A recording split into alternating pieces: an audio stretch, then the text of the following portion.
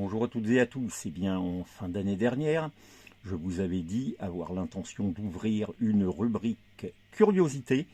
Eh bien, justement, en voici une, en l'espèce de ce haut-parleur d'une configuration pour le moins particulière.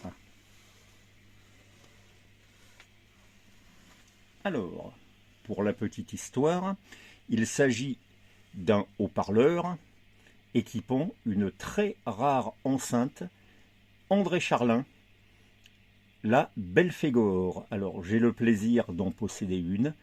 À ma connaissance, il en existe deux, peut-être trois exemplaires. Cette enceinte Belphégor faisait partie, à ma connaissance toujours, d'une sorte de système de cinéma des années 50, voire même 40 d'André Charlin. Et dans les basses, il y avait un haut-parleur de 60 cm à excitation lui aussi, appelé le contrebasse. J'en possède un exemplaire qu'il faudra également que je restaure et que je vous présenterai. Et ce sont des haut-parleurs réellement très étonnants, donc déjà observez le châssis. Voilà, très épais, avec ses branches qui sont en fait boulonnées. L'énorme ici moteur qui en fait est une bobine à excitation, c'est-à-dire que l'aimant est remplacé par une bobine et ce haut-parleur est alimenté en courant. La suspension ici est en feutre. Observez ici l'espèce de tube qui a été monté au centre, doublé d'une ogive. On le reverra également sur d'autres haut-parleurs Charlin que j'aurai le plaisir de vous présenter.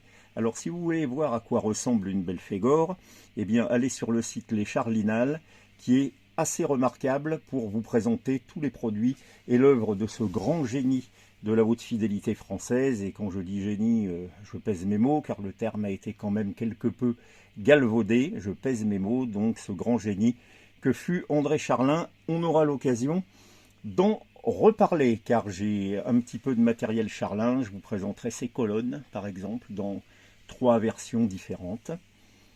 En attendant, regardez bien ce haut-parleur là qui fait le poids d'un petit éléphant.